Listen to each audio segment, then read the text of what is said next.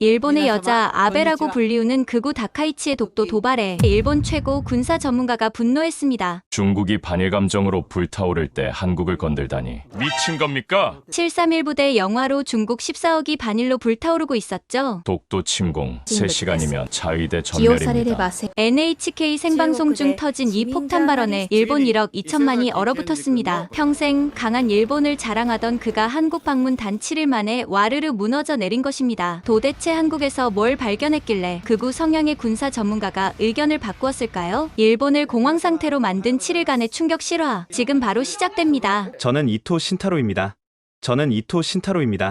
61세, 일본 방위연구소 수석연구원이죠. 어느 날 아침이었습니다. 연구소 사무실에서 커피를 마시고 있는데 후배 연구원 야마다 코지가 헐레벌떡 뛰어 들어왔어요. 이토 선생님, 이거 보셨어요? GFP 군사력 순위가 발표됐는데요.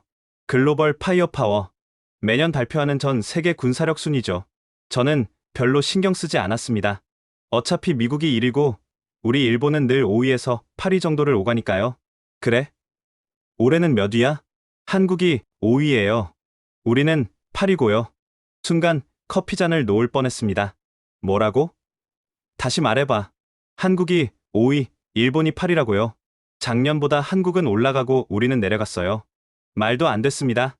한국이 우리보다 위라니? 그것도 무려 3계단이나? 잘못 본 거 아니야? 다시 확인해봐. 야마다는 노트북을 가져와 화면을 보여줬습니다. 분명히 적혀 있었어요. 대한민국 5위, 일본 8위. 저는 콧방귀를 뀌었습니다. GFP는 원래 신빙성이 없어. 미국 놈들이 만든 기준이라 정확하지도 않고 병력 숫자만 세는 거지. 질적인 면은 전혀 고려 안 하잖아. 하지만 속으로는 불쾌했습니다. 30년간 군사 전문가로 살아온 제가 보기에 한국군은 그저 숫자만 많은 허수아비 군대였거든요. 점심시간, 군의 식당이 시끄러웠습니다. 모두들 GFP 순위 얘기를 하고 있었어요. 말이 안 돼요. 한국이 어떻게 우리보다 위죠? 징병제로 억지로 끌려간 애들이 2년 군복 입고 나오는 게 다인데 동료들도 모두 황당해했습니다. 특히 선배 연구원 사토 켄지는 화가 났는지 목소리가 높아졌어요. 이토 선생님, 이건 바로잡아야 해요. 선생님이 나서서 한국군의 실체를 폭로해주세요. 그럴까요? 당연하죠. 30년간 연구하신 분이 선생님인데 이런 엉터리 순위를 그냥 둘 순 없죠. 사토의 말이 맞았습니다. 제가 누군가요? 자위대 전술 교범을 편찬하고 NHK와 요미우리 신문에 군사 칼럼을 연재하는 일본 최고의 군사 전문가인데 그날 오후 요미우리 신문에서 전화가 왔습니다. 이토 선생님, GFP 순위에 대한 견해를 여쭤보려고요. 간단합니다. GFP는 양적 지표에만 치중해요. 한국은 병력 50만이지만 대부분 의무복 무자들이죠. 반면 자위대는 24만 전원이 직업군인입니다. 누가 더 강하겠어요? 그럼 실제로는 일본이 더 강하다는 말씀이신가요? 당연하죠. 우리는 이지스 8척, F-35 전투기, 최신 잠수함을 보유하고 있어요. 한국이 뭘 갖고 있죠? 자체 개발했다는 검증도 안 된 무기들? K9 자주포? 실전에서 써본 적도 없는 장난감들이에요. 기자는 열심히 받아 적었습니다. 제 인터뷰는 곧 신문에 실릴 예정이었죠. 집에서 뉴스를 보는데 한국 언론 반응이 나왔습니다. 한국이 일본을 제치고 군사력 5위에 올랐습니다. 국민들은 자부심을 느끼고 있습니다. 화면에 나온 한국 시민들이 인터뷰하는 모습을 보며 저는 혀를 찼어요. 불쌍한 사람들, 숫자에 속아서 착각하고 있군. 아내 마리코가 과일을 깎아주며 말했습니다. 한국이 정말 그렇게 약해요? 약하다기보다는 겉만 번지르르하고 속은 텅 비었다고 할까? 전시에 징집된 시민들이 제대로 싸울 수 있겠어? 우리 자위대는 매일 훈련하는 프로들인데 마리코는 고개를 끄덕였습니다. 당신 말이 맞겠죠? 30년이나 연구했잖아요. 그렇습니다. 저는 30년간 이 분야만 연구했어요. 한국군에 대해서는 누구보다 잘 알았죠. 그들의 K2 전차? 독일 기술 베낀 거예요. K9 자주포. 사거리만 늘렸을 뿐 정확도는 형편없죠. 국산 전투기 KF-21? 인도네시아랑 공동 개발이라지만 핵심 기술은 다 외국 거예요. 며칠 후 방위대학 특강에서 학생들이 물었습니다. 교수님, GFP 순위 어떻게 보십니까? 여러분, 전쟁은 숫자 게임이 아닙니다. 한국처럼 징병제로 억지로 모은 50만보다 자원에서 입대한 우리 24만이 훨씬 강해요.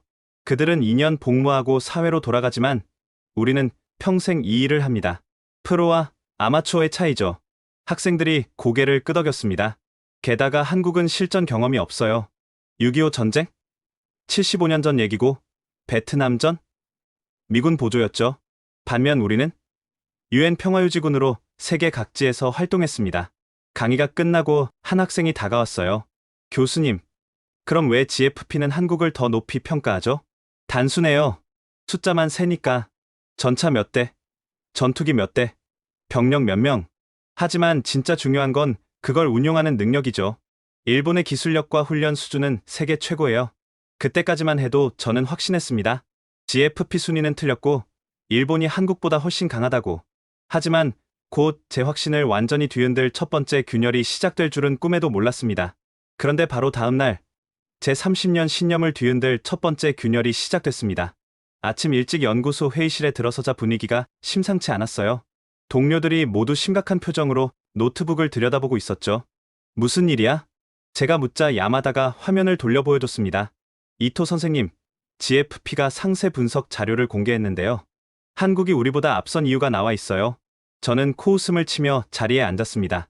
뭐라고 써 있는데? 한국이 방산 수출 세계 8위로 올라섰대요. K9 자주포를 9개국에 수출했고 K2 전차도 폴란드에 대량 수출했다고. 그게 뭐 대단한가? 싸구려를 많이 팔았다고 강한 건 아니지. 하지만 야마다는 계속 읽어나갔습니다. 예비군 320만 명, 즉각 동원 가능한 체계 구축, 실시간 지휘 통제 시스템 운용, 자체 개발한 미사일 방어 체계. 그만, 그런 건 다 서류상 숫자야. 실제로는 다르다고. 하지만 속으로는 불안했습니다. 설마 내가 놓친 게 있나? 사토 선배가 말했어요. 이토, 이건 심각한 문제야. 일본 국민들이 동요하고 있어. 언론에서도 난리고. 그래서요? 자네가 직접 한국에 가서 확인해 보는 게 어때? 한국군의 실체를 직접 보고 와서 논문으로 쓰는 거야. 그럼 모든 의혹이 풀릴 거 아닌가?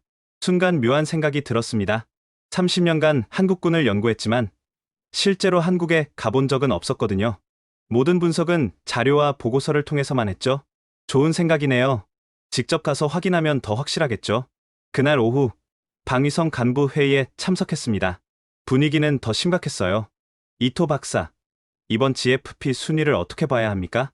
차관이 물었습니다. 일시적인 현상입니다. 한국이 최근 무기 수출을 늘렸지만 그건 마케팅일 뿐이에요. 실제 전투력과는 무관합니다. 하지만 국회에서 질문이 쏟아지고 있어요. 우리 방위 예산은 한국의 2배인데 왜 순위가 낮냐고. 그래서 제가 직접 확인하려고 합니다. 한국에 가서 그들의 실체를 파악하겠습니다. 차관은 놀란 표정을 지었습니다. 직접 가신다고요? 네. 학술 교류 명목으로 한국 국방부에 요청하면 될 겁니다. 3일이면 충분해요. 좋습니다. 전폭적으로 지원하겠습니다. 회의가 끝나고 복도를 걷는데 젊은 자위관이 다가왔어요. 이토 선생님, 정말 한국이 우리보다 약합니까? 그의 눈에는 불안이 가득했습니다. 저는 어깨를 두드려줬죠. 걱정 마. 내가 직접 확인하고 올게. 한국군은 여전히 허세뿐이야. 집에 돌아와 마리코에게 한국 출장을 알렸습니다. 한국에 간다고요? 위험하지 않아요? 학술 방문이야. 3일만 다녀올게. 왜 굳이 가야 해요? 30년 동안 책상에서만 연구했어. 이제 직접 확인할 때야. 그들이 얼마나 허세를 부리는지 내 눈으로 봐야겠어. 마리코는 한숨을 쉬었지만 반대하지는 않았습니다. 다음 날 한국 국방부에 공식 요청을 보냈습니다. 의외로 답변이 빨리 왔어요. 환영합니다. 이토 박사님의 방문을 기다리겠습니다. 에이덱스 방산 전시회도 관람하실 수 있습니다. 에이덱스, 아시아 최대 방산 전시회죠. 좋은 기회였습니다. 한국 무기들의 실체를 확인할 수 있겠어요. 출국 전날 요미우리 신문과 인터뷰를 했습니다. 이토 박사님, 한국 방문 목적이 뭔가요? 진실을 확인하러 갑니다. GFP 순위가 현실을 제대로 반영했는지 직접 보겠습니다. 예상 결과는요? 글쎄요. 하지만 제 30년 경험으로는 큰 반전은 없을 겁니다. 한국군의 실체는 이미 다 파악하고 있으니까요. 기자는 의미심장한 표정을 지었습니다. 혹시 생각이 바뀔 수도 있지 않을까요? 그럴 리 없습니다. 진실은 변하지 않으니까요. 저는 자신만만하게 대답했습니다. 하지만 그게 얼마나 오만한 생각이었는지 며칠 후에야 깨닫게 됐죠. 공항으로 가는 길, 야마다가 배웅을 나왔습니다. 선생님, 한국 무기들 사진 많이 찍어오세요. 분석 자료로 쓸게요. 그래. 특히 K9이랑 K2 잘 봐둘게. 얼마나 과장됐는지 확인해야지. 그리고 한국군 훈련도 보실 수 있으면 좋겠네요. 징병제 군대가 얼마나 허술한지. 걱정 마. 다 확인하고 올게. 비행기에 오르며 저는 생각했습니다. 3일 후면 모든 의혹이 풀릴 거야. 한국군의 허상을 벗겨내고 일본이 여전히 우위에 있다는 걸 증명하겠어. 기내에서 한국 국방백서를 다시 읽었습니다. 병력 50만, 예비군 320만, 전차 2300대, 전투기 400대. 숫자는 대단했지만 저는 여전히 콧방귀를 뀌었어요. 숫자가 전부는 아니지. 질이 중요한 거야. 김포공항에 착륙하는 순간까지도 저는 확신했습니다. 이번 방문으로 제 30년 신념이 옳았다는 걸 증명할 거라고. 하지만 공항 게이트를 나서는 순간부터 뭔가 예상과 다른 일들이 시작됐습니다. 출국 당일 아침, 저는 여전히 자신만만했습니다. 비행기 안에서도 한국군의 약점을 찾아낼 계획을 세웠죠. 그런데 김포공항에 도착하니 한국 국방부 직원이 마중을 나와 있었습니다. 이토 박사님, 환영합니다. 저는 국방기술품질원의 김대령입니다. 악수를 나누며 저는 속으로 생각했죠. 이제 시작이군. 한국군의 실체를 파헤쳐보자. 호텔로 가는 차 안에서 김대령이 일정을 설명했습니다. 오늘은 호텔에서 쉬시고 내일부터 에이덱스 전시회와 국방과학연구소를 방문하실 예정입니다. K9 자주포와 K2 전차를 직접 볼 수 있나요? 물론입니다. 실사격 시연도 준비했습니다. 실사격 시연이라 오히려 좋았어요. 실제 성능을 확인할 기회였죠. 호텔 체크인을 하고 방에 짐을 풀었습니다. 창밖으로 서울 시내가 보였어요. 생각보다 현대적인 도시였지만 겉모습에 속으면 안 됐죠. 저녁을 먹으러 호텔 레스토랑에 내려갔는데 우연히 한국 방산업체 직원들을 만났습니다. 일본에서 오셨다고 들었습니다. 방위연구소 이토 박사님 맞으시죠? 네, 맞습니다. 저희는 한화방산 직원들입니다. 내일 전시회에서 뵙겠네요. 그들의 표정에는 자신감이 넘쳤습니다. 마치 뭔가 대단한 걸 보여줄 거라는 듯이. K9 자주포를 만드는 회사죠? 네, 맞습니다. 현재 유럽과 중동 여러 나라에 수출하고 있죠. 성능이 그렇게 좋나요? 직접 보시면 아실 겁니다. 그들의 자신감이 오히려 의심스러웠습니다. 과장된 자신감일 거라고 생각했죠. 호텔 방으로 돌아와 노트북을 열었습니다. 내일을 위한 질문 리스트를 작성했어요. 첫째, K9 자주포의 실제 명중률은? 둘째, K2 전차의 장갑 방어력은? 셋째, 국산화율이 정말 90%가 넘나? 넷째, 예비군 320만이 실제로 동원 가능한가? 이런 질문들로 그들의 허세를 벗겨낼 생각이었습니다. 야마다에게 메일을 보냈습니다. 서울에 도착했다. 내일부터 본격적인 조사를 시작한다. 한국 측이 꽤 자신만만한데 아마 쇼를 준비한 것 같다. 하지만 속지 않을 것이다. 답장이 금방 왔어요. 선생님을 믿습니다. 한국군의 실체를 꼭 밝혀주세요. 일본 언론이 모두 주목하고 있습니다. 그날 밤 침대에 누워 천장을 바라봤습니다. 30년간 쌓아온 지식과 경험이 제 머릿속에서 정리됐어요. 한국군은 병력은 많지만 훈련도가 낮다. 장비는 국산이라고 하지만 핵심 기술은 외국산이다. 실전 경험도 없고 지휘 체계도 구식이다. 이런 생각들이 저를 안심시켰습니다. 내일 전시회에서 뭘 보든 제 분석을 벗어나지 않을 거라고 확신했죠. 새벽 3시에 잠깐 깼습니다. 창밖에 서울 야경이 반짝이고 있었어요. 북쪽으로 50km만 가면 휴전선이라는 게 믿기지 않을 정도로 평화로워 보였죠. 이런 환경에서 진짜 전투력을 유지할 수 있을까? 평화에 안주하는 게 아닐까? 다시 잠들며 저는 내일 확인할 사항들을 정리했습니다. 한국군의 약점을 찾아내 논문으로 쓸 생각에 오히려 설렜어요. 아침 7시, 김대령이 호텔 로비에서 기다리고 있었습니다. 잘 주무셨습니까? 오늘 일정이 빡빡한데 괜찮으시겠어요? 물론입니다. 빨리 시작하죠. 차는 킨텍스 전시장으로 향했습니다. 에이덱스 방산 전시회가 열리는 곳이었죠. 이토 박사님은 한국군에 대해 어떻게 생각하세요? 김대령이 갑자기 물었습니다. 솔직히 말씀드려도 될까요? 물론입니다. 과대평가됐다고 봅니다. GFP 순위는 양적 지표에 치중하죠. 질적인 면에서는 김대령이 미소를 지었습니다. 오늘 생각이 바뀌실지도 모릅니다. 그의 자신감이 거슬렸지만 저도 미소로 응대했습니다. 어디 한번 보자.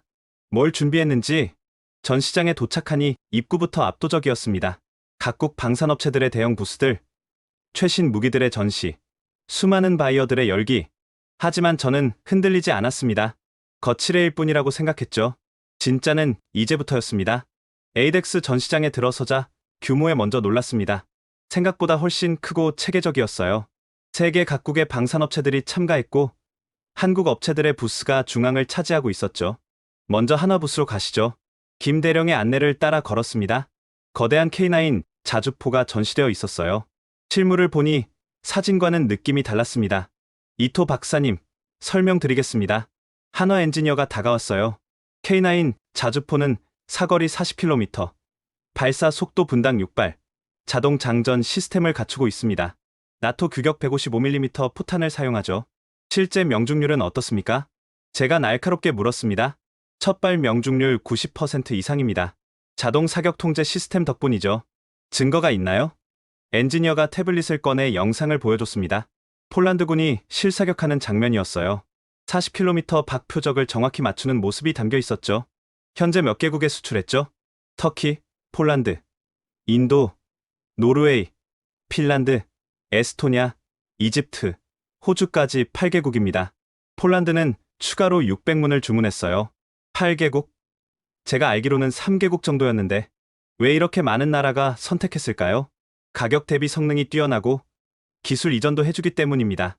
특히 유럽 나라들은 나토 규격이면서도 독일제보다 저렴한 점을 높이 평가했죠. 다음은 K2 전차였습니다. 블랙팬서라는 별명답게 검은색 도장이 위압적이었어요. K2 전차는 자동장전 장치, 능동방어 시스템, 그리고 세계 최고 수준의 현수장치를 갖추고 있습니다. 일본 십식 전차와 비교하면 십식도 훌륭하지만 K2는 실전 환경을 고려한 설계입니다. 한국의 산악 지형에서도 시속 70km로 주행하며 사격할 수 있죠. 시연 영상을 봤습니다. 험한 지형을 빠르게 이동하며 표적을 명중시키는 모습이 인상적이었어요. 다음은 항공우주산업 부스였습니다. KF-21 전투기 모형이 전시되어 있었죠. 이토 박사님, 시뮬레이터 체험해 보시겠어요? 호기심이 생겼습니다. 콕핏에 앉으니 계기판이 모두 디지털화되어 있었어요. 조종간을 잡고 가상 비행을 해봤는데 반응이 매우 직관적이었습니다. 이 전투기의 국산화율은 65%입니다. 엔진은 미국제지만 레이더와 전자전 장비는 우리 기술이에요. 특히 AESA 레이더는 동시에 30개 표적을 추적할 수 있습니다. 실제로 양산 중인가요?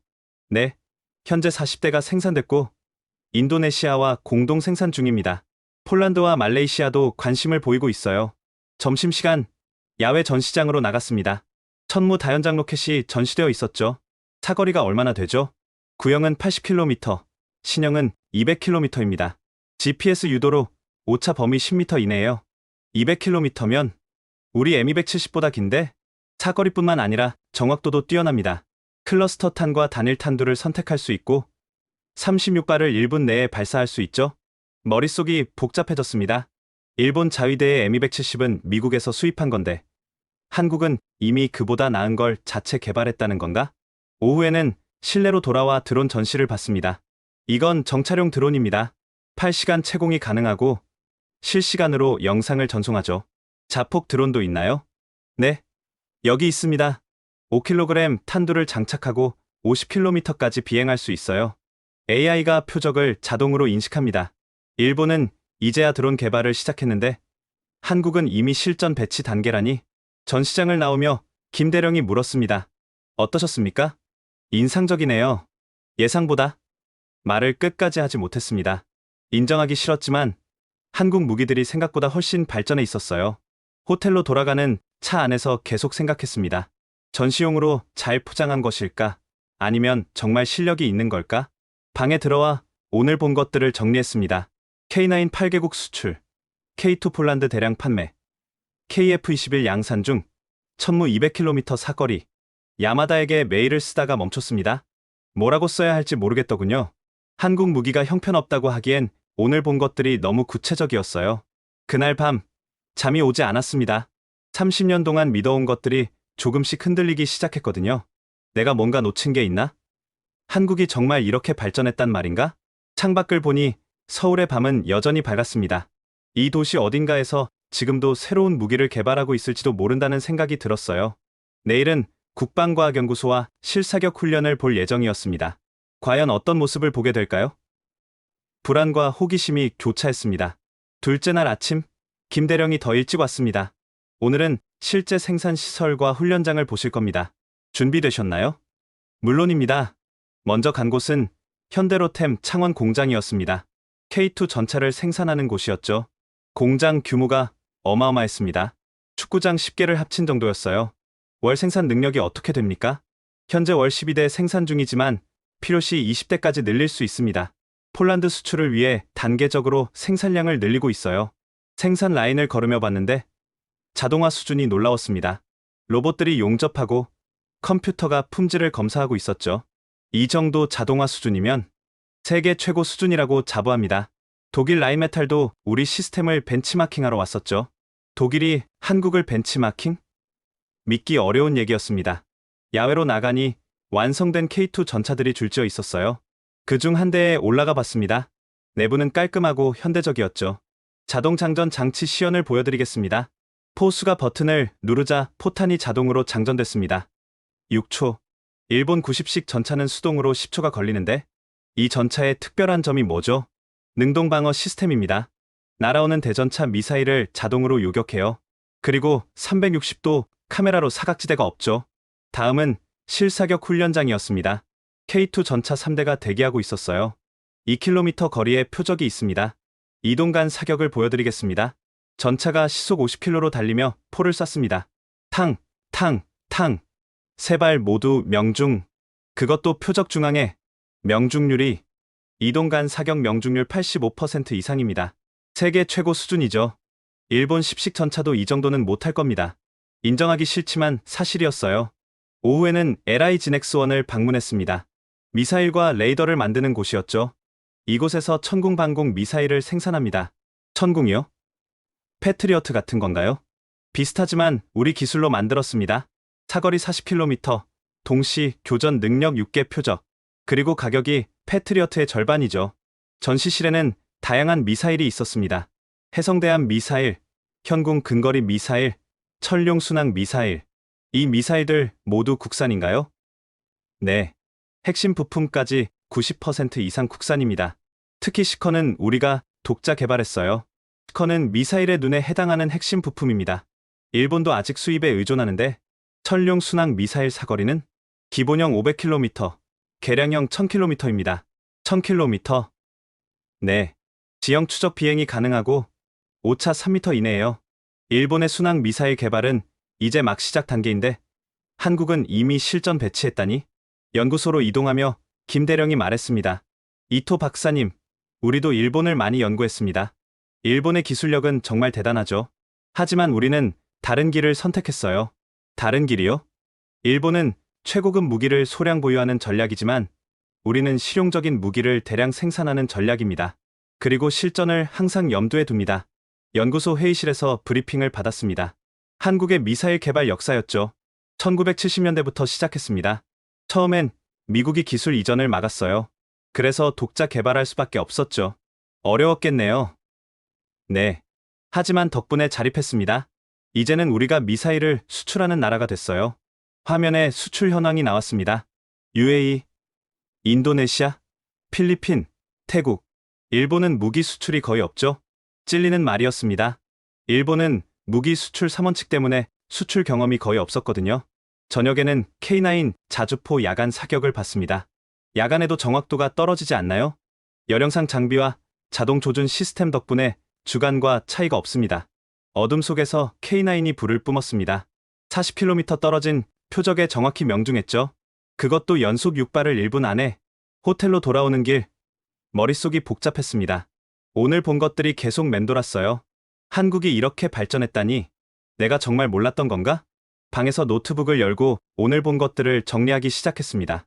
K2 전차 자동 장전, 능동 방어, 이동간 명중률 85% 천무 사거리 200km, GPS 유도 천궁 독자 개발, 방공 미사일 천룡 순항 미사일 1000km. 쓰다가 멈췄습니다. 이걸 그대로 일본에 보고하면 아무도 믿지 않을 것 같았어요. 야마다에게서 메일이 왔습니다. 선생님, 한국 무기들 별거 없죠? 다들 선생님 보고서를 기다리고 있습니다. 답장을 쓰려다 지웠습니다. 뭐라고 해야 할지 모르겠더군요.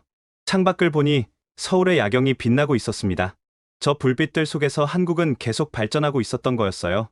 우리가 무시하는 동안 셋째 날 국방과학연구소를 방문했습니다. 대전에 있는 거대한 연구 단지였죠. 이토 박사님, 오늘은 한국의 국방 시스템을 보여드리겠습니다. 안내를 맡은 박 박사가 말했습니다. 첫 번째로 본 것은 통합 지휘 통제 시스템이었어요. 거대한 스크린에 한반도 전체가 표시되어 있었습니다. 실시간으로 모든 부대의 위치와 상태를 파악할 수 있습니다. 적 움직임도 즉시 탐지되죠. 어떻게 가능하죠? 위성, 정찰기, 드론, 레이더가 모두 연결되어 있어요. 정보가 통합되어 AI가 분석합니다. 화면을 보니 수백 개의 점들이 움직이고 있었습니다. 각 부대의 실시간 위치였죠. 전시에는 어떻게 운용되나요? 모든 지휘관이 같은 화면을 봅니다. 대통령부터 소대장까지. 그래서 즉각적인 결정이 가능하죠. 일본 자위대는 아직도 계층적 보고 체계를 쓰는데 한국은 이미 네트워크 중심전을 구현했다니. 다음은 예비군 동원 시스템이었습니다. 이 앱을 보세요. 박 박사가 스마트폰을 보여줬어요. 국방 모바일이라는 앱이었습니다. 예비군 320만 명이 모두 이 앱을 설치했습니다. 비상시 즉시 소집 명령이 전달되어 320만 명을 어떻게 관리하죠? 지역별, 특기별로 데이터베이스화되어 있습니다. 필요한 인원을 선별해서 소집할 수 있어요. 시연을 받습니다. 가상 소집 명령을 내리자 10초 만에 대상자들에게 메시지가 전송됐어요. 일본은 예비 자위관이 5만 명 정도죠. 또 찔리는 질문이었습니다. 우리는 예비 전력이 거의 없었거든요. AI 전투 분석 시스템도 놀라웠습니다. 이 시스템은 70년간의 전투 데이터를 학습했습니다. 6.25 전쟁부터 최근 훈련까지 모든 데이터가 들어있어요. 뭘 분석할 수 있죠? 적의 행동 패턴, 최적의 대응 전술, 병력 배치 등을 제안합니다. 정확도가 92%예요. 화면에서 시뮬레이션을 돌려봤습니다. 가상의 적이 침투하자 시스템이 즉시 대응 방안을 제시했죠. 이런 시스템을 언제 개발했나요? 5년 전부터 시작했습니다. 민간 IT 기업과 협력했죠. 한국의 IT 기술이 군사 분야에 이렇게 활용되고 있다니. 점심 후 드론 운용 센터를 봤습니다. 현재 운용 중인 군사용 드론이 500대입니다. 정찰, 공격, 전자전 등 다양한 임무를 수행하죠. 500대나요?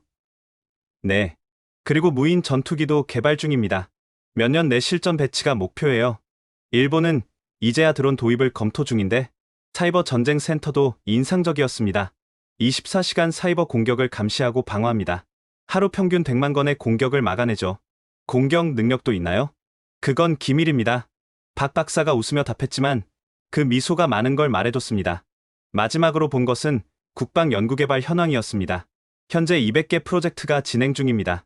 레이저 무기, 전자기파 무기, 극초음속 미사일 등이죠. 예산은 충분한가요? 국내 총생산의 2.8%를 국방비로 씁니다. 그중 15%가 연구개발비예요. 일본보다 비율이 높았습니다. 우리는 GDP의 1% 제한 때문에 연구소를 나오며 박 박사가 말했습니다. 이토 박사님, 우리는 약소국이었습니다. 그래서 더 절실했어요. 스스로 지키지 않으면 누구도 지켜주지 않는다는 걸 알았죠. 일본은 미국이 지켜주니까 미국이 영원히 지켜줄까요? 대답할 수 없는 질문이었습니다. 호텔로 돌아가는 길 계속 생각했습니다. 한국은 시스템으로 싸우고 있었어요. 개별 무기의 성능도 중요하지만 그것들을 연결하는 시스템이 더 중요했죠. 방에서 일본 자위대 자료와 비교해봤습니다. 통합지휘 체계 한국 우위 예비 전력 한국 압도적 우위 AI 활용 한국 우위 드론 전력 한국 우위 사이버전 비슷하거나 한국 우위 인정하기 싫었지만 거의 모든 면에서 한국이 앞서 있었습니다. 그날 밤 마리코에게 전화했습니다. 여보, 어때요? 한국은? 생각과 많이 달라. 무슨 뜻이에요? 한국이 우리보다 강할지도 몰라. 에이, 당신이 그런 말을? 마리코도 믿지 못하는 눈치였습니다. 30년간 자위대 우월성을 주장해온 제가 이런 말을 하다니? 전화를 끊고 창밖을 봤습니다. 내일이면 일본으로 돌아갑니다. 하지만 이미 제 생각은 완전히 바뀌어 있었어요. 마지막 날 아침, 예상치 못한 일정이 추가됐습니다.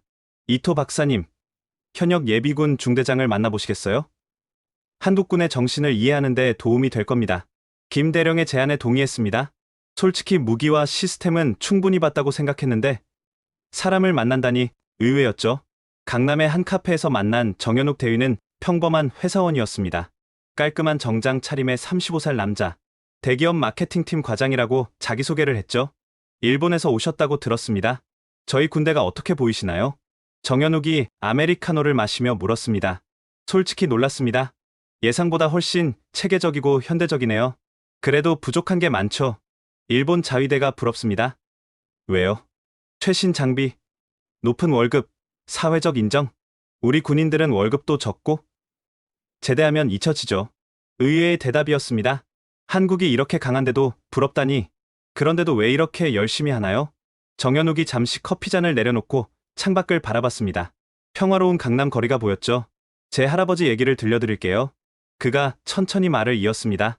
할아버지는 6.25 때 학도병으로 참전하셨어요. 17살이었죠. 친구들과 함께 총을 들었는데 전쟁이 끝나고 혼자만 살아 돌아왔대요. 돌아가시기 전날 밤 저를 불러서 손을 꼭 잡으시더니 이렇게 말씀하셨어요. 현우가, 우리가 약해서 전쟁이 났다. 네가 약하면 네 자식도 전쟁을 겪는다. 강해져라. 네가 강하면 아들은 평화롭게 살 거다. 정현욱의 눈가가 붉어졌습니다. 그 말씀이 제 군 생활의 전부였어요. 힘들 때마다 할아버지 말씀을 떠올렸죠. 그래서 지금도 예비군 훈련을, 네, 1년에 한 번씩 훈련 나가면서 다짐해요. 내가 준비되어 있어야 아들이 안전하다고. 그가 스마트폰을 꺼내 사진을 보여줬습니다. 7살쯤 되어 보이는 남자아이가 웃고 있었어요. 제 아들 준서예요. 가끔 물어요. 아빠, 북한이 쳐들어오면 어떡해? 라고. 뭐라고 답하세요? 아빠가 막을게. 아빠 친구들이 많거든. 삼촌들도 다 군대 갔다 왔잖아. 우리가 다 함께 지킬 거야 라고 하죠. 정현욱이 웃으며 말했습니다. 실제로 그래요. 제 대학 동창 40명 중 38명이 군필이에요. 유사시 모두가 총을 들 수 있죠. 일본은 그런 게 없어서. 그게 행복한 거예요. 징병제가 없다는 건 그만큼 안전하다는 뜻이니까. 역설적인 말이었습니다. 정 대위님, 실제로 예비군 훈련은 어떤가요? 형식적이지 않나요? 정현욱이 고개를 저었습니다. 10년 전엔 그랬어요. 하지만 지금은 달라요. 실제 전투 상황을 가정한 훈련을 해요. 작년엔 시가전 훈련도 했죠. 시가전이요? 네. 서울 곳곳에서 전투가 벌어진다고 가정하고 우리 동네를 어떻게 방어할지 계획도 세웠어요. 그가 또 다른 사진을 보여줬습니다. 예비군 훈련 때 찍은 단체 사진이었죠. 이 사람들 봐요. 왼쪽부터 의사, 변호사, 요리사, 프로그래머, 건축가. 직업은 다 달라요. 하지만 훈련 때는 모두 전사가 됩니다. 사진 속 사람들은 모두 진지한 표정이었습니다. 저 변호사 형은 훈련 때 이런 말을 했어요. 법정에선 말로 싸우지만 여기선 총으로 지킨다고. 정현욱이 일어나며 말했습니다. 이토 박사님, 시간 되시면 우리 동네 예비군 훈련장 보러 가실래요? 멀지 않아요. 호기심이 생겼습니다. 실제 훈련장은 어떨까? 차로 20분쯤 가니 도시 외곽에 훈련장이 나타났습니다. 사격장과 전술 훈련장이 있었죠. 여기서 1년에 한 번씩 훈련해요. 사격 20발, 전술 훈련 4시간. 훈련장을 걷다가 관리사무소에서 나이 든 교관을 만났습니다. 정 대위, 오랜만이네. 안녕하세요, 김 교관님. 일본에서 손님이 오셔서 구경시켜 드리려고요. 김 교관은 60대 초반의 전직 부사관이었습니다. 일본 분이시구나. 여기가 초라해 보이시죠? 아닙니다. 인상적이에요. 초라한 게 맞아요. 하지만 이것도 없는 것보단 낫죠. 전쟁은 0.1% 가능성에도 대비해야 하니까. 김 교관이 사격장을 가리켰습니다. 저기서 매년 10만 명이 사격 훈련을 해요. 대부분은 총 쏠 일 없이 살겠지만 만약을 위해 연습하는 거죠. 효과가 있나요? 당연하죠. 한 번 배운 건 몸이 기억해요. 자전거 타는 것처럼. 정현욱이 덧붙였습니다. 작년에 훈련 때 10년 만에 총 쏜 친구가 있었는데 손이 기억하더라고요. 20발 중 15발 명중시켰어요. 훈련장 한쪽에는 시가전 훈련 시설도 있었습니다. 건물 모형들이 세워져 있었죠. 이건 최근에 만들었어요. 도시에서 싸우는 법을 훈련하죠. 실제로 서울에서 전투가 벌어질 거라고 생각하세요? 정현욱이 진지하게 답했습니다. 가능성은 낮아요. 하지만 0은 아니죠. 그리고 준비되어 있다는 것 자체가 억지력이 됩니다. 훈련장을 나와 근처 식당에서 점심을 먹었습니다. 동네 작은 김치찌개집이었죠. 사장님, 2명이요. 정 대위, 오랜만이네. 사장 아주머니가 반갑게 맞았습니다. 여기 사장님도 우리 예비군 중대 취사반이에요. 취사반이요? 아주머니가 웃으며 말했습니다. 전시에 군인들 밥 해먹이는 거죠. 남편은 수송반, 아들은 전투반이에요. 온 가족이 예비군이라니. 식사를 하며 정현욱이 말했습니다. 이토 박사님, 한국 남자들한테 군대 얘기는 공통 화제예요. 처음 만나도 어디서 복무했어요? 하면 대화가 시작되죠. 일본은 그런 게 없어서. 그게 정상이에요. 군대 얘기가 일상인 나라가 비정상이죠. 김치찌개를 먹으며 그가 계속 말했습니다. 하지만 이게 우리 현실이에요. 북쪽으로 50km만 가면 휴전선이고 그 너머엔 핵무기를 가진 적이 있죠. 무섭지 않나요? 익숙해져요. 태풍이 자주 오는 지역 사람들이 태풍에 익숙해지듯이. 그리고 준비하죠. 식사 후 카페로 돌아왔습니다. 헤어지기 전 정현욱이 마지막으로 한 말이 인상적이었어요. 이토 박사님, 제가 2년군 복무하면서 배운 게 뭔지 아세요? 뭔가요? 지킬 게 있는 사람은 강하다는 거예요. 가족, 친구, 이웃, 이들을 지키기 위해서라면 무엇이든 할 수 있죠. 그가 아들 사진을 다시 봤습니다. 준서가 저처럼 군대 가지 않아도 되는 세상이 왔으면 좋겠어요. 하지만 그때까지는 우리가 지켜야죠. 정현욱과 악수를 나누며 느꼈습니다. 이 사람은 진짜 군인이었어요. 군복을 벗었지만 여전히 전사였죠. 호텔로 돌아오는 택시 안에서 계속 생각했습니다. 일본 남자 100명 중 몇 명이나 유사시 싸울 수 있을까? 아마 1명도 안 될 겁니다. 자위관 24만 명이 전부니까요. 한국은? 남자 100명 중 95명이 싸울 수 있습니다. 모두가 훈련받은 예비 전사들이죠. 지킬 게 있는 사람은 강하다. 정현욱의 말이 계속 맴돌았습니다. 우리 일본인들은 무엇을 지키려 하는가? 평화? 하지만 평화는 저절로 오는 게 아니었어요. 정현욱 같은 사람들이 지키고 있기 때문에 존재하는 거였죠. 방에 돌아와 창밖을 봤습니다. 서울의 저녁은 평화로웠어요. 하지만 이 평화로운 일상 뒤에는 320만 예비 전사들이 있었습니다. 정현욱처럼 가족을 지키기 위해 기꺼이 싸울 준비가 된 사람들. 그날 밤, 일본의 현실이 더욱 초라하게 느껴졌습니다. 우리는 전쟁을 잊으려 했고, 한국은 전쟁을 기억하며 살았어요. 우리는 평화를 당연하게 여겼고, 한국은 평화를 지키려 준비했죠. 노트북을 열고 오늘의 만남을 정리했습니다. 한국의 진짜 힘은 첨단 무기가 아니었다. 정현욱 같은 평범한 시민들이 가진 지킬 것이 있는 자의 각오였다. 이것이 한국을 강하게 만드는 진짜 비밀이었다. 호텔방으로 돌아온 저는 책상에 3일간의 자료를 펼쳐놓았습니다. 사진, 메모, 팸플릿들이 어지럽게 흩어져 있었죠. 하나씩 다시 보며 일본 자위대와 비교해봤습니다. K9 자주포 사거리 40km, 8개국 수출. 일본 99식 자주포 사거리 30km, 수출 실적 없음. K2 전차 자동장전, 능동방어. 폴란드 대량 수출 일본 10식 전차 수동장전, 수출 실적 없음. 천무 로켓 200km, GPS 유도 일본 MLRS 미국산, 사거리 70km. 비교할수록 암담했습니다. 거의 모든 분야에서 한국이 우리를 앞서거나 최소한 대등했어요. 이게 현실인가? 내가 30년간 뭘 본 거지? 노트북을 열고 보고서를 쓰기 시작했습니다. 그런데 첫 문장부터 막혔어요. 한국군은 뭐라고 써야 할까요? 약하다? 거짓말이었어요. 강하다? 인정하기 싫었고요. 야마다에게서 메일이 또 왔습니다. 선생님, 내일 귀국하시죠? 모두들 선생님 보고서를 기다립니다. 한국군의 허상을 확실히 밝혀주세요. 답장을 쓰다가 지웠습니다. 그들이 기대하는 답을 줄 수 없었어요. 화장실 거울 앞에 섰습니다. 피곤한 얼굴이 비쳤죠. 61살, 인생의 절반 이상을 자위대 연구에 바친 사람. 내가 틀렸다. 처음으로 입 밖에 낸 말이었습니다.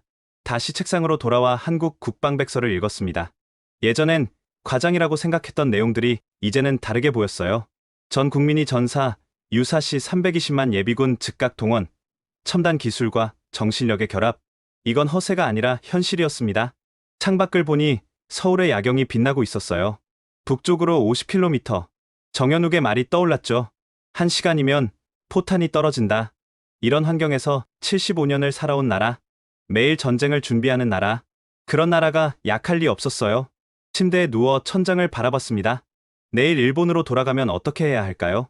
진실을 말하면 매국노 소리를 들을 겁니다. 거짓을 말하면 학자로서 양심을 버리는 거고요. 새벽 1시, 잠이 오지 않았습니다. 미니바에서 맥주를 꺼내 마셨어요. 30년 전, 처음 방위연구소에 들어갔을 때가 떠올랐습니다. 자위대를 세계 최강으로 만들겠다는 포부가 있었죠. 하지만 우리는 안주했습니다.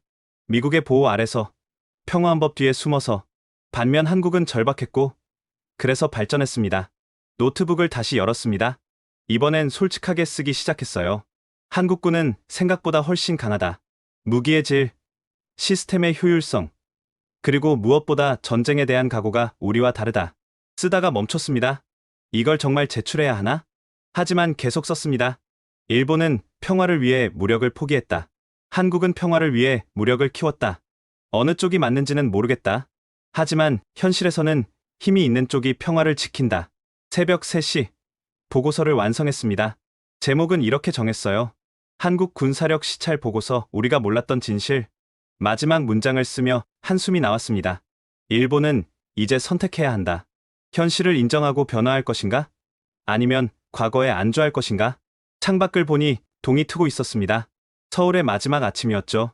샤워를 하며 생각했습니다. 오늘 일본으로 돌아가면 많은 것이 달라질 겁니다. 하지만 진실을 외면할 수는 없었어요. 잠을 못 이룬 채 새벽 4시에 호텔을 나섰습니다. 공항 가기엔 이른 시간이었지만 가만히 있을 수가 없었어요. 한강 다리까지 가주세요. 택시 기사가 의아해했지만 곧 출발했습니다. 마포대교에 도착했을 때 동이 트기 시작했어요. 다리 중간쯤에서 차를 세우고 걸었습니다. 한강은 조용히 흐르고 있었죠. 저 멀리 남산타워가 보이고 도시는 서서히 깨어나고 있었습니다. 이곳에서 75년 전 전쟁이 있었다니 난간에 기대어 물을 내려다봤습니다. 거울처럼 제 얼굴이 비쳤어요. 내가 뭘 그렇게 자랑했던 거지? 혼잣말이 나왔습니다. 자위대. 총 한 번 제대로 쏴본 적 없는 조직을 30년간 제가 연구한 자위대. 평화유지군으로 해외 파견은 갔지만 실제 전투는 한 번도 없었죠. 반면 한국은 매일이 전쟁 준비였습니다. 50만 현역, 320만 예비군, 전 국민이 대피 훈련을 하는 나라. 우리는 전쟁을 잊으려 했고 한국은 전쟁을 기억하려 했구나. 물결이 햇빛을 받아 반짝였습니다. 마치 제 인생이 반짝이다 사라지는 것 같았어요. 휴대폰이 울렸습니다.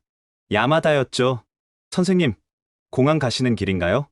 아직이야. 한강에 있어. 한강에요? 왜요? 그냥 생각 좀 하려고. 보고서는 쓰셨나요? 응. 한국군 약하죠? 침묵했습니다. 야마다가 다시 물었어요. 선생님? 야마다? 우리가 틀렸어. 네. 한국군은 강해. 우리보다 훨씬. 전화 너머로 침묵이 흘렀습니다. 농담이시죠?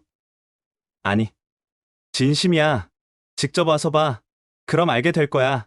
전화를 끊고 다시 강을 바라봤습니다. 다리를 따라 걷기 시작했습니다. 조깅하는 시민들이 하나둘 지나갔어요. 한 노인이 벤치에 앉아 있었습니다. 군복 차림이었죠. 가까이 가보니 예비군 훈련복이었어요. 이른 아침부터 훈련인가요? 한국말로 물었더니 노인이 웃으며 답했습니다. 아니요. 아침 운동할 때 이 옷이 편해서요. 일본 분이시네요? 네. 군사 연구를 하러 왔습니다. 그래요? 저는 6.25 참전 용사예요. 93살이죠. 93살. 1950년 전쟁 당시 18살이었겠네요. 전쟁 때 어떠셨어요? 노인의 표정이 어두워졌습니다. 끔찍했죠. 서울이 3일 만에 함락됐어요. 우리가 약해서 그랬습니다. 그래서 지금도. 네. 다시는 그런 일이 없어야죠. 그래서 손자도 군대 가고 저도 예비군 훈련 나갔고. 노인이 한강을 가리켰습니다. 여기서 수많은 사람이 죽었어요. 다리가 폭파됐거든요. 피난민들이 다리에 있을 때 말을 잊지 못했습니다. 그래서 우리는 준비합니다. 전쟁은 준비한 자에게는 오지 않아요. 노인의 말이 가슴에 박혔습니다. 일본은 평화롭죠? 네. 80년 넘게 전쟁이 없었어요. 부럽네요. 하지만 평화도 지켜야 하는 거예요. 저절로 오는 게 아니라. 노인과 헤어지고 계속 걸었습니다. 편의점에 들러 커피를 샀어요. 계산대 직원이 20대 청년이었습니다. 일본에서 오셨어요? 네. 어떻게 알았나요? 카드가 일본 거네요. 관광이세요? 군사 연구 때문에. 청년의 눈이 반짝였습니다. 저도 작년에 전역했어요. 포병이었죠. K9 다뤘나요? 네. 정말 좋은 장비예요. 40킬로 박 목표도 정확히 맞추죠. 훈련 힘들지 않았나요? 힘들었죠. 하지만 필요한 일이니까. 전쟁 나면 제가 싸워야 하잖아요. 이 청년도, 저 노인도, 정현욱도 모두 같은 말을 했습니다. 필요한 일이니까 편의점을 나와 다시 한강을 봤습니다. 해가 완전히 떠올랐어요. 일본은 무엇을 지키려 하는가? 평화? 아니면 평화라는 환상? 휴대폰이 또 울렸습니다. 이번엔 마리코였어요. 여보, 오늘 돌아오는 거죠? 응. 어때요? 한국은? 마리코, 우리가 틀렸어. 무슨 말이에요? 한국은 진짜 군대를 가진 나라야. 우리는? 군대 흉내를 내는 조직을 가진 거고. 마리코가 놀란 듯 말이 없었습니다. 30년 동안 내가 뭘 연구한 건지 모르겠어. 여보, 미안. 나중에 얘기하자. 전화를 끊고 마지막으로 한강을 바라봤습니다. 물은 계속 흘렀어요. 75년 전에도, 지금도, 앞으로도 계속 흐를 겁니다. 하지만 한국 사람들은 75년 전을 잊지 않았어요. 그래서 강해졌고, 준비됐죠. 우리는 잊으려 했어요. 그래서 약해졌고, 안주했죠. 택시를 잡아 공항으로 향했습니다. 차창 밖으로 서울 시내가 스쳐 지나갔어요. 이 도시 곳곳에 전쟁의 기억이 있고, 그 기억이 이들을 강하게 만들었구나. 공항 대합실에서 노트북을 열었습니다. 보고서를 다시 읽어봤어요. 일본은 이제 선택해야 한다. 이 문장에서 멈췄습니다. 뭘 선택해야 할까? 계속 미국에 의존할 것인가? 아니면 스스로 설 것인가? 비행기 안에서 계속 생각했습니다. 한국이 우리에게 보여준 건 무기가 아니었어요. 생존에 대한 의지, 평화를 지키려는 각오였죠. 진정한 평화는 강함에서 온다. 정현욱의 말이 맞았습니다. 우리는 평화를 바랐지만 평화를 지킬 힘은 기르지 않았어요. 도쿄가 가까워졌습니다. 이제 결심해야 했어요. 진실을 말할 것인가? 침묵할 것인가? 나리타 공항에 도착하니 야마다가 마중 나와 있었습니다. 선생님, 어떠셨어요? 그의 표정은 기대로 가득했어요. 야마다, 연구소로 바로 가자. 할 얘기가 많아. 차 안에서 야마다가 계속 물었습니다. 한국 무기들 별거 아니었죠? K9도 과장됐고? 선생님, 연구소에서 얘기하자. 연구소 회의실에 동료들이 모였습니다. 다들 제 보고를 기다리고 있었죠. 이토, 어땠나? 한국의 허세를 확인했겠지? 사토 선배가 물었습니다. 저는 노트북을 열고 사진들을 보여주기 시작했습니다. 이게 K9 자주포입니다. 8개국 수출 실적이 있고요. 8개국? 네. 그리고 이건 K2 전차, 폴란드에 1000대 수출 계약을 맺었습니다. 회의실이 조용해졌습니다. 천무 다연장 로켓, 사거리 200km. 우리 MLRS의 3배입니다. 그건 과장된 거 아닌가? 직접 봤습니다. 실사격도 봤고요. 계속해서 자료를 보여줬어요. 통합지휘 시스템, 예비군 320만, AI 전투 분석. 이게 다 사실이란 말인가? 네.